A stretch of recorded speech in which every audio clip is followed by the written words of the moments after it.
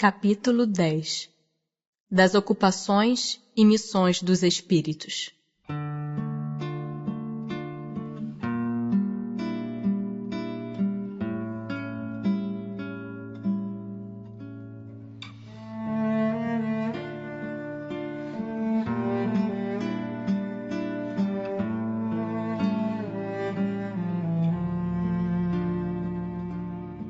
Alguma outra coisa incube aos espíritos fazer que não seja melhorarem-se pessoalmente? Concorrem para a harmonia do universo, executando as vontades de Deus, cujos ministros eles são. A vida espírita é uma ocupação contínua, mas que nada tem de penosa como a vida na terra, porque não há a fadiga corporal, nem as angústias das necessidades. Também desempenham função útil no universo os espíritos inferiores e imperfeitos? Todos têm deveres a cumprir. Para a construção de um edifício não concorre tanto o último dos serventes de pedreiro como o arquiteto? Tem atribuições especiais cada espírito? Todos temos que habitar em toda parte e adquirir o conhecimento de todas as coisas, presidindo sucessivamente ao que se efetua em todos os pontos do universo. Mas como diz o Eclesiastes, há tempo para tudo. Assim, tal espírito cumpre hoje neste mundo o seu destino, tal outro cumprirá, ou já cumpriu o seu, em época diversa, na terra, na água, no ar, etc. São permanentes para cada um e estão nas atribuições exclusivas de certas classes as funções que os espíritos desempenham na ordem das coisas? Todos têm que percorrer os diferentes graus da escala para se aperfeiçoarem. Deus, que é justo, não poderia ter dado a uns a ciência sem trabalho, destinando outros a só a adquirirem com esforço. Já não tendo o que adquirir, os espíritos da ordem mais elevada se acham em repouso absoluto ou também lhes tocam ocupações? Que quererias que fizessem na eternidade? A ociosidade eterna seria um eterno suplício. De que natureza são as suas ocupações? Receber diretamente as ordens de Deus, transmiti-las ao universo inteiro e velar por que sejam cumpridas. São incessantes as ocupações dos espíritos? Incessantes, sim, atendendo-se a que sempre ativos são os seus pensamentos, porquanto vivem pelo pensamento. Importa, porém, não identifiqueis as ocupações dos espíritos com as ocupações materiais dos homens. Essa mesma atividade lhes constitui um gozo pela consciência que têm de ser úteis. Concebe-se isto com relação aos bons espíritos. Dar-se-á, entretanto, o mesmo com os espíritos inferiores? A estes cabem ocupações apropriadas à sua natureza. Confiais, porventura, ao obreiro manual e ao ignorante trabalhos que só o homem instruído pode executar?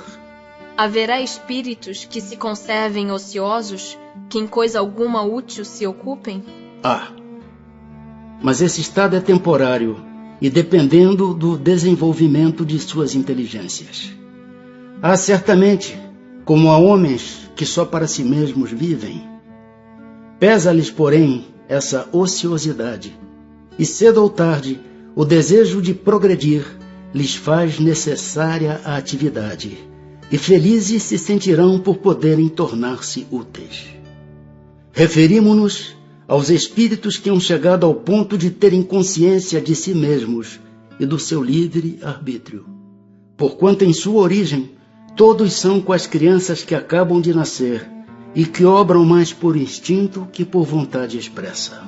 Atentam os espíritos em nossos trabalhos de arte e por eles se interessam? Atentam no que prove a elevação dos espíritos e seus progressos.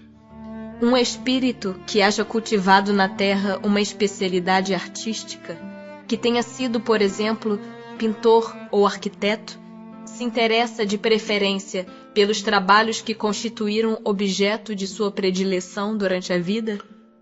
Tudo se confunde num objetivo geral. Se for um espírito bom, Esses trabalhos o interessarão na medida do ensejo que lhe proporcionem de auxiliar as almas a se elevarem para Deus. Demais, esqueceis que um espírito que cultivou certa arte na existência em que o conhecestes pode ter cultivado outra em anterior existência, pois que lhe cumpre saber tudo para ser perfeito. Assim, conforme o grau do seu adiantamento, pode suceder que nada seja para ele uma especialidade. Foi o que eu quis significar, dizendo que tudo se confunde num objetivo geral.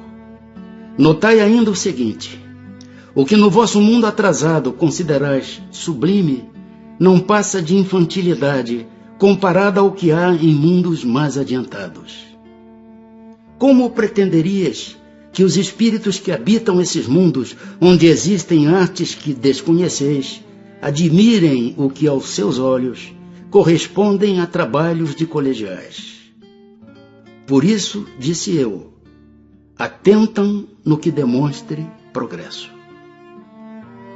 Concebemos que seja assim em se tratando de espíritos muito adiantados. Referimo-nos, porém, a espíritos mais vulgares que ainda se não elevaram acima das ideias terrenas. Com relação a esses, o caso é diferente.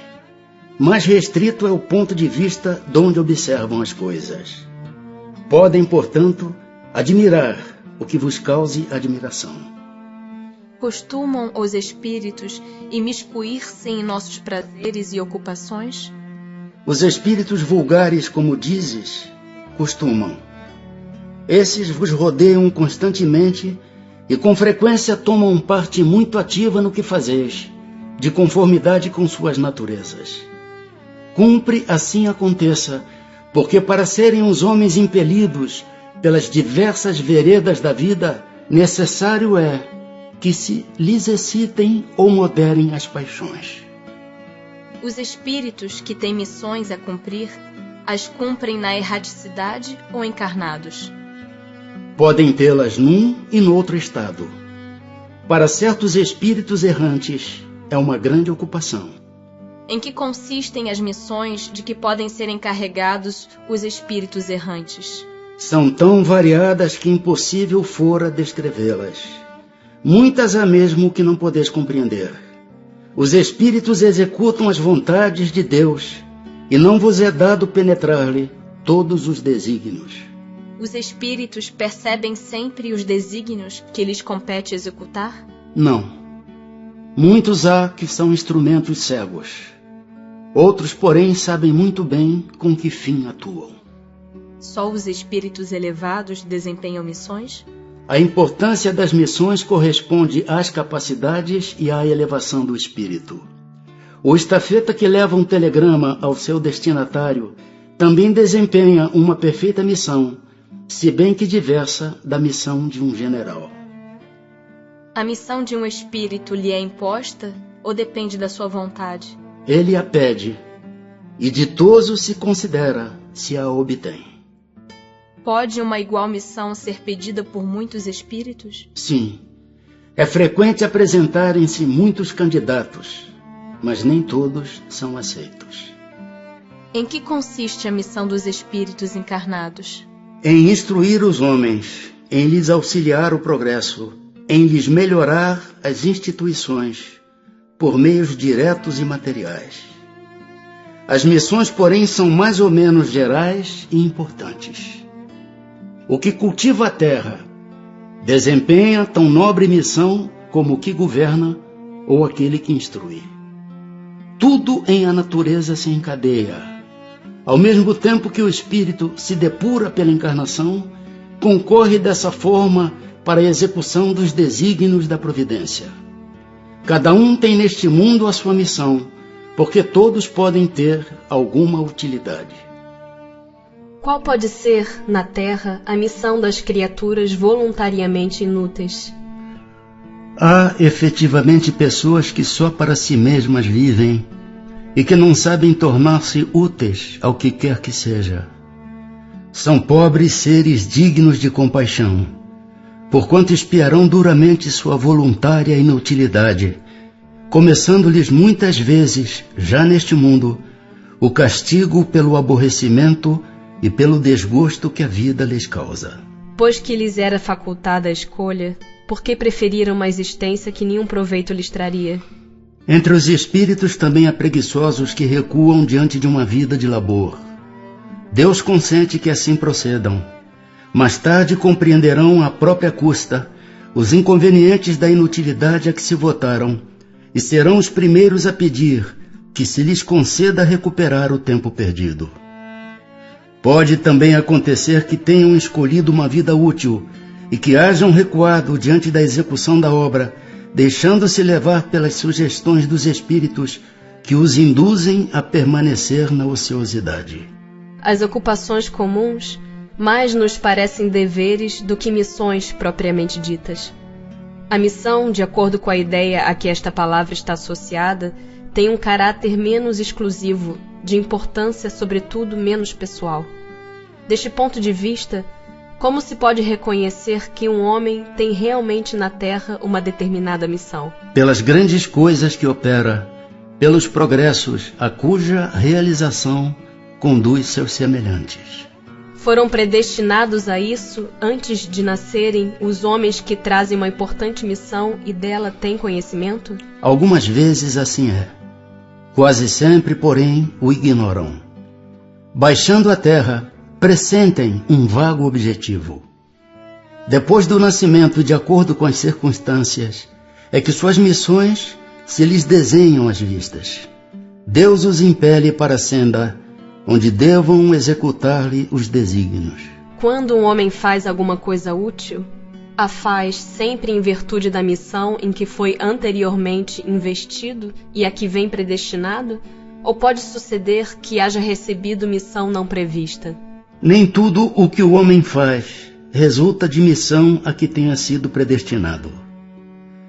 A miudade das vezes é um instrumento de que se serve um espírito para fazer que se execute uma coisa que julga útil. Por exemplo, entende um espírito ser útil que se escreva um livro, que ele próprio escreveria se estivesse encarnado.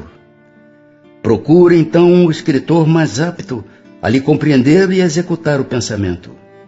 Transmite-lhe a ideia do livro e o dirige na execução. Ora, esse escritor não veio à Terra com a missão de publicar tal obra.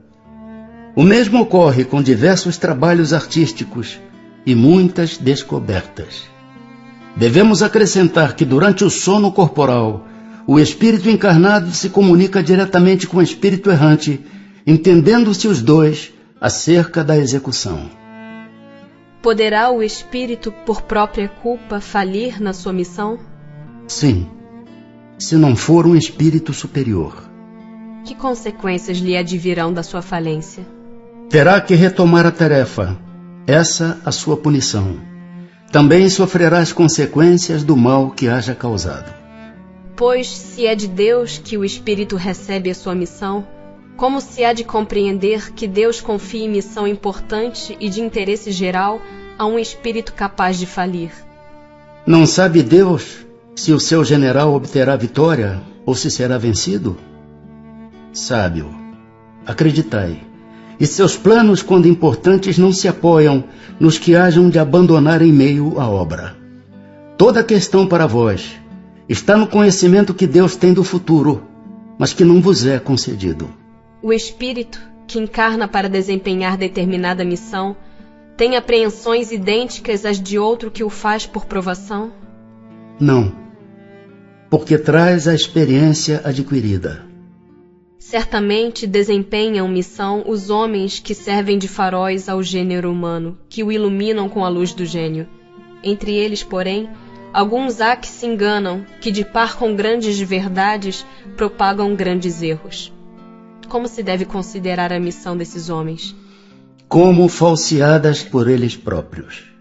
Estão abaixo da tarefa que tomaram sobre os ombros. Contudo, necessário se faz levar em conta as circunstâncias.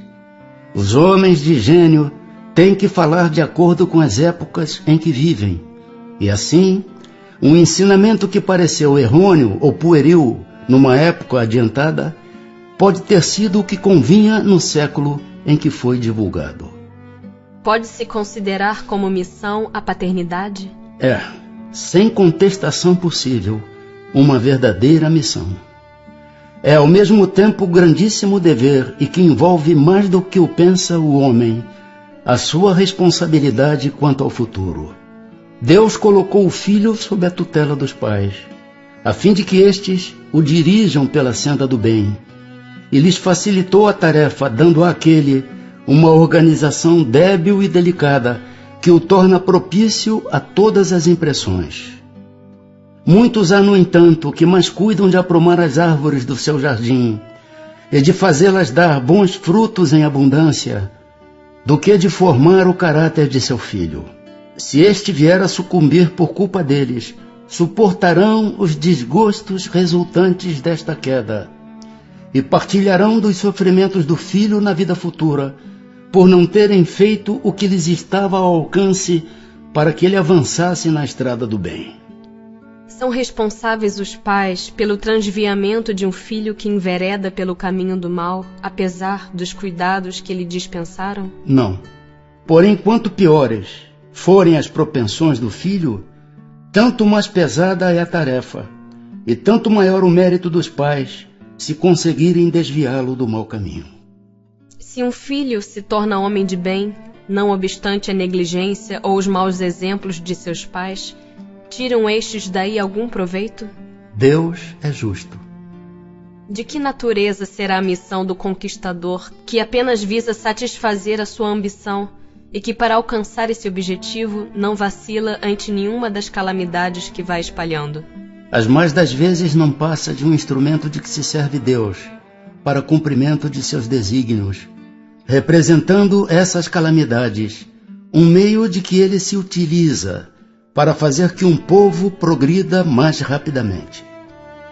Nenhuma parte tendo na produção do bem que dessas calamidades passageiras possa resultar, pois que visava um fim todo pessoal, aquele que delas se constitui instrumento tirará, não obstante, proveito desse bem? Cada um é recompensado de acordo com as suas obras, com o bem que intentou fazer e com a retidão de suas intenções.